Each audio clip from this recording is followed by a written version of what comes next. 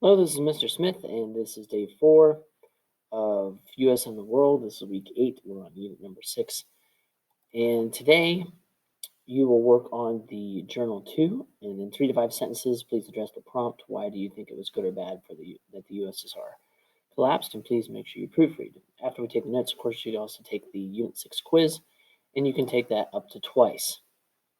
And if we look back at the unit here, we can see we have completed the first journal, the reading, the media, which is a video on the Soviet-Afghan War and Chernobyl, the leadership activity where you can select one of the people to participate in that, and then Journal 2, and this is the Unit 6 quiz that you can take up to twice. There are also 2 bonus activities, the current events, which you can then work on by picking one of these sites and then picking an article, then clicking reply, copying and pasting the web address, and then a summary of the article. And then also the maps activity is also for bonus. For the first 3 maps that are here, Russia's neighbors, South Asia and Southeast Asia, you can just submit a screenshot for an extra 5 points for a total of 15. If you get 100% for your score, you'll get another 5 points for a total of 30. And once you reach the end one here, all of Asia, take a screenshot of your last score and upload an image. You also get another 5 points. If you get 100% on the all of Asia quiz within 10 minutes, you'll get an extra 10 points on the test. And if we look, they're the same as the other ones. It names a country, and then you have to click the right one. And obviously they go in increasing difficulty. So this is the easiest, this is the most difficult.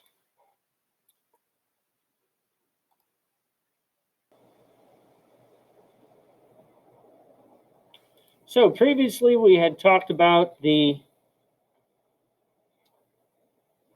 Soviet-Afghan War because it'd be one of the major events that symbolized Brezhnev because he was a hardliner involved in foreign policy, but also how the Soviet Union needed some type of change at the same time. So they wouldn't stick with that war forever, as we've already talked about.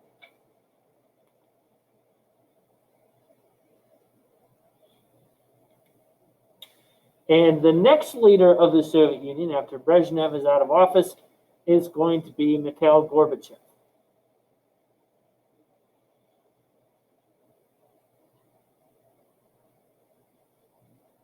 Mikhail Gorbachev.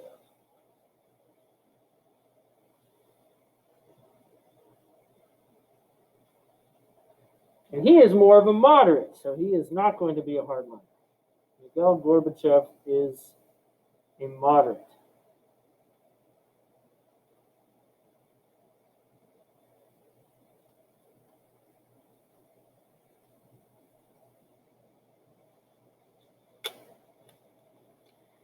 And he institutes 2 changes. One of them is called glasnost, which is spelled Glassnost. That's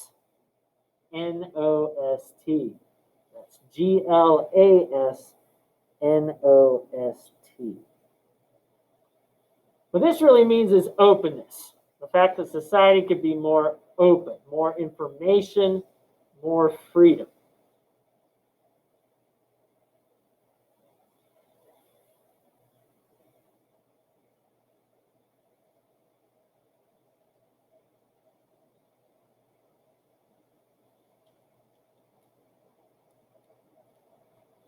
More open, more freedom. The other one besides glasnost is perestroika. Perestroika is spelled Perestroika. That's Perestroika.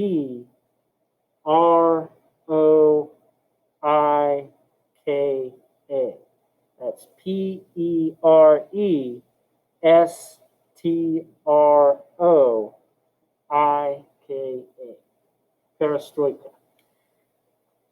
It allowed more freedom for managers. Allowed more freedom for managers. Remember, the economy is controlled by the government, so they have all these managers for various industries. It's going to allow them to make more decisions. So less decisions out of Moscow, more decisions made by local managers.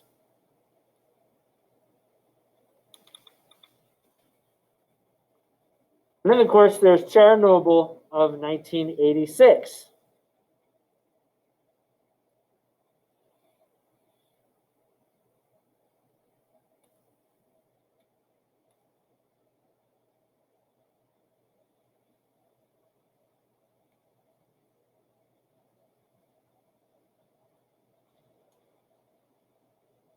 The power plant was built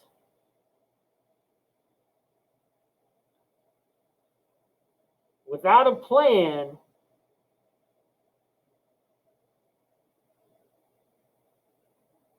if it had no electricity. The power plant was built without a plan if it had no electricity. You might say, well, that seems ridiculous. It's a power plant. Why does that matter? Well, the nuclear reactor always needs power to it. And so they didn't have a plan if something happened, if a weather event or a war happened and the power was knocked out to the power plant itself. They didn't have a plan of how to keep the reactor safe because the reactor needs electricity going to it to keep it safe. So the plant carried out an experiment to see how they could fix it.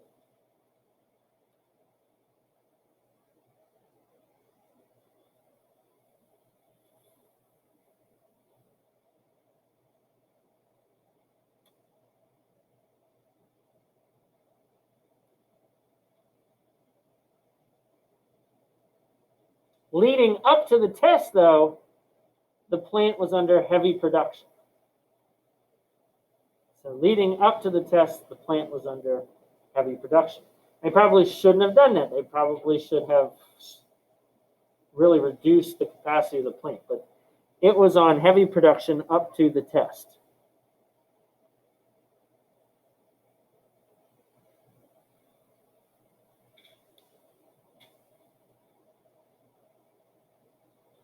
So because of this, the reactor was unstable, and the safety measure actually ended up causing an explosion. So because of all these things, the reactor was unstable, and the safety measure actually caused an explosion. All of this is a kind of sign of the Soviet economy. They wanted to keep things running as much as possible, even when it was unsafe, just like Stalin during the 5-year plans, pushing the people far beyond what they were capable of. They also showed the products they built were often sloppily constructed, like this power plant. They didn't think about what would happen if they didn't have power going to the nuclear reactor, which would be pretty important for something that's radioactive. So they didn't think about quality, and they also didn't think about overworking their people or their facilities. So, because of all these problems, the immediate area was evacuated. The immediate area was evacuated.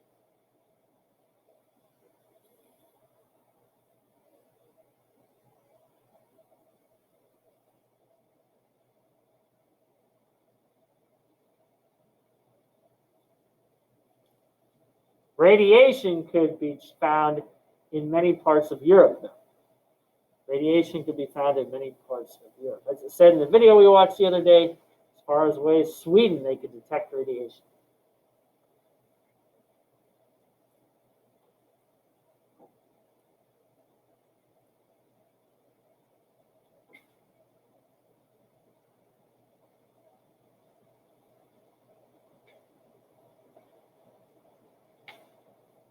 The area was sealed off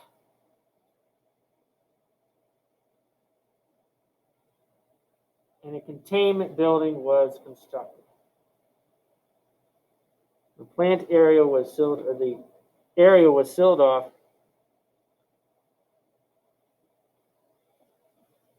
and a containment building was constructed.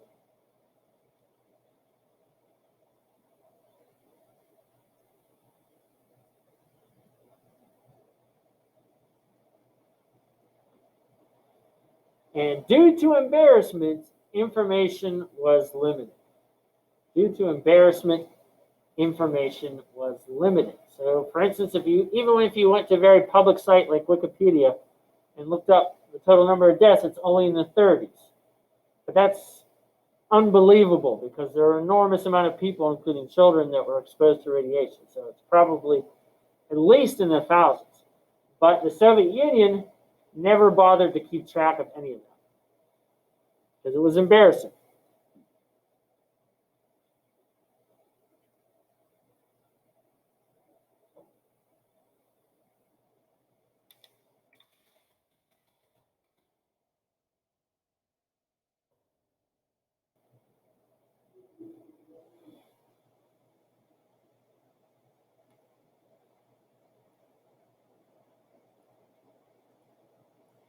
But eventually there would be increased pressure. The place that increased pressure will come from is the image of the guy up there on the screen, Ronald Reagan. Ronald Reagan.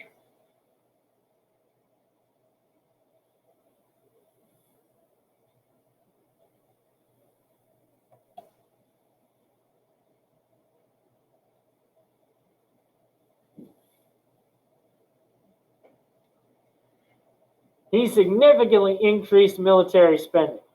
Significantly increased military spending.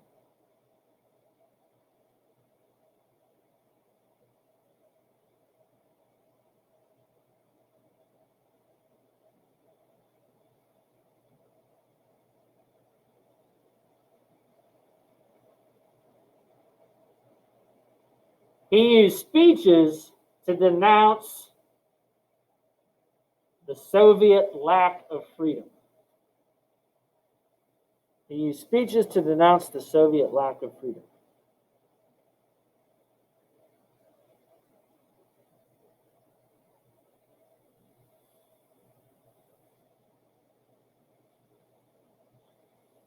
And he also demanded that the Berlin Wall be torn down.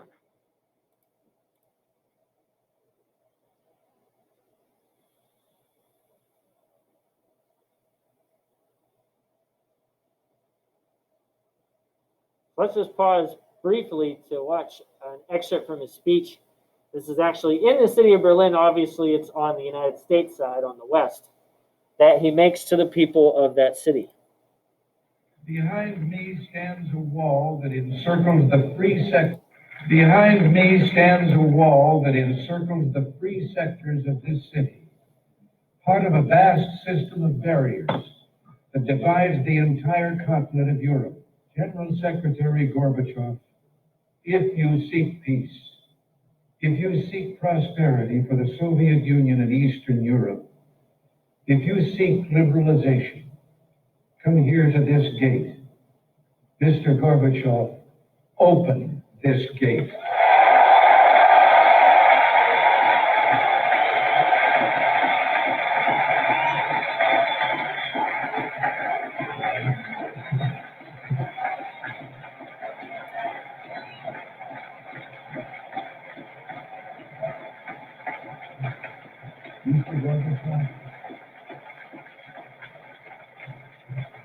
Mr. Gorbachev, tear down this wall.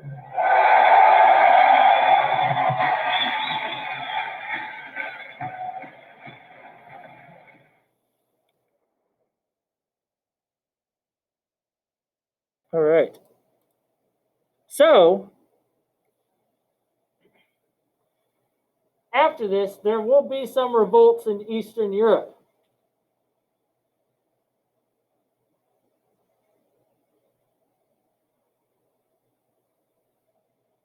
So there will be some revolts in Eastern Europe.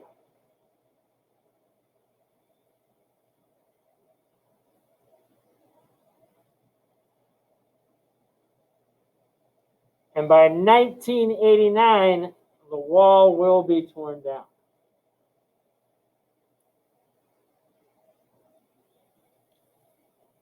In 1989, the wall will be torn down.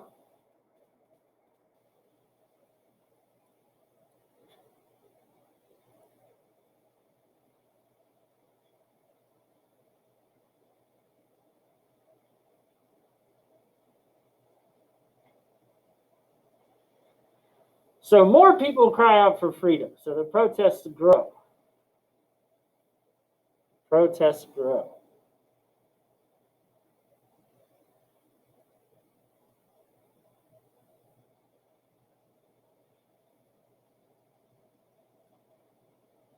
Elections take place. Elections take place.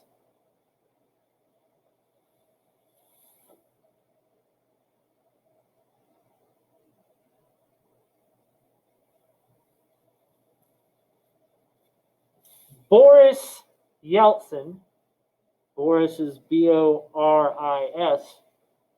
Yeltsin is Yeltsin, Yeltsin. Boris Yeltsin is elected president of Russia. At this time, Russia is still part of the Soviet Union, so it's kind of like he was elected as governor of Pennsylvania. Boris Yeltsin was elected president of Russia. Other communists attempt to take over.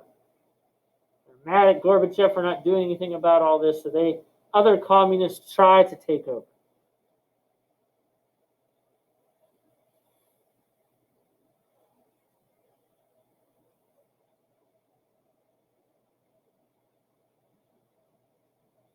Gorbachev and the military resist. Gorbachev and the military resist. So this other group of communists tries to take over, say, we're not going along with these elections or all these changes, but the military and Gorbachev say, too bad, these changes are being made. So Gorbachev and the military resist. So officially, in 1991, the Soviet Union broke up.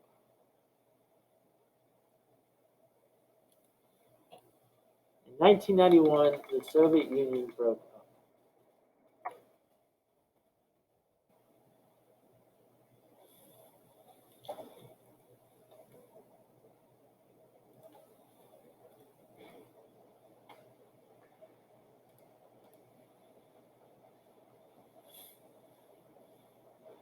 In the last slide, we enter the post-Soviet era. Does anybody know who that is on the screen? Vladimir Putin.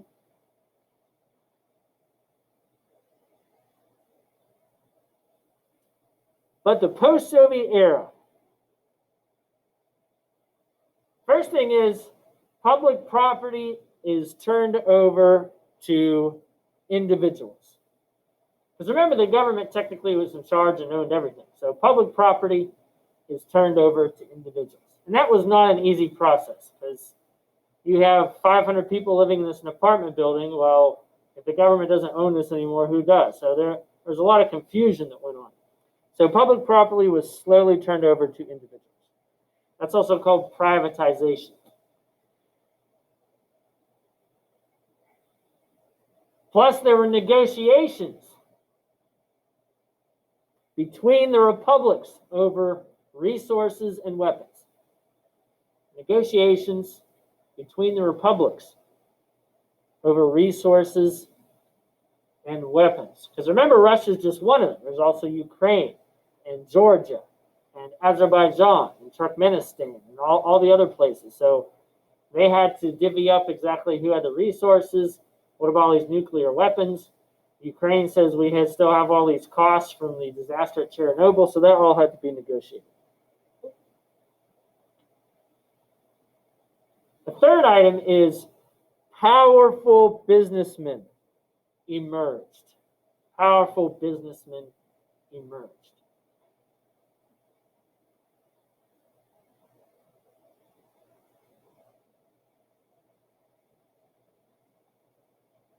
So monopolies, rich billionaires that dominated multiple businesses and industries, that's not uncommon in Russia. So powerful businessmen emerged. Organized crime filled the place of some government agencies. Organized crime filled the place of some government agencies.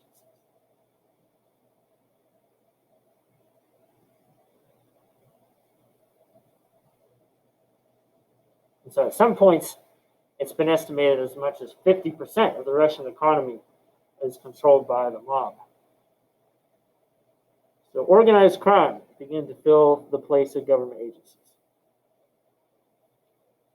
Vladimir Putin. Vladimir is Vladimir. Vladimir.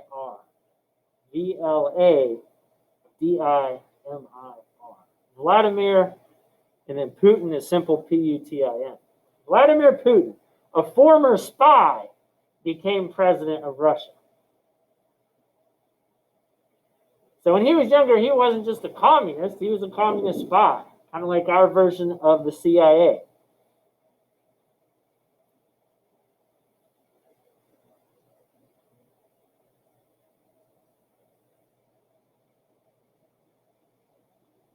So there's 3 things he's done.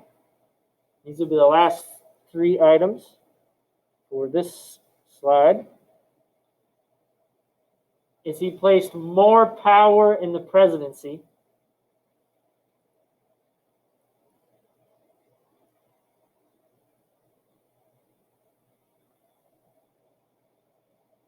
He wants to control more land. Troops have invaded the Ukraine. Troops have invaded the country of Georgia. So he's tried to control more territory. And he's recreated tension with the United States. Recreated tension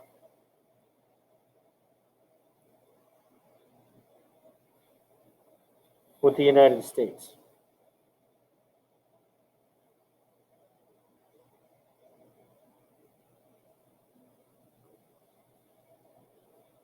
And he's basically set it up so he can be president for life. He gets reelected overwhelmingly.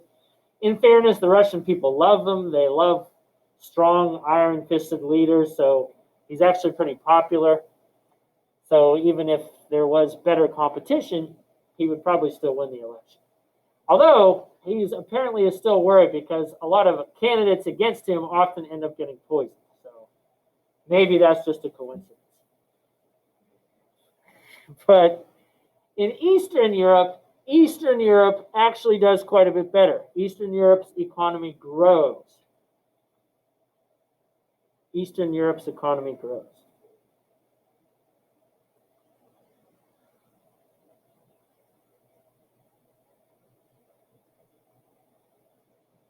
So their economies have grown for the most part. Many have free elections. So Poland, Romania, Hungary. Lots of those places have elections. Many would join NATO or the EU. So many have joined NATO or the EU.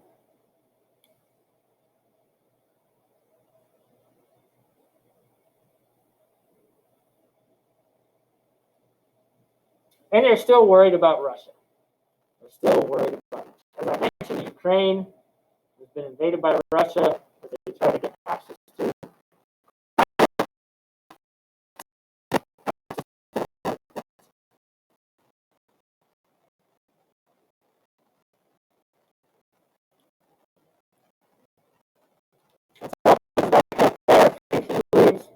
I don't know that there's somebody else that could easily replace him.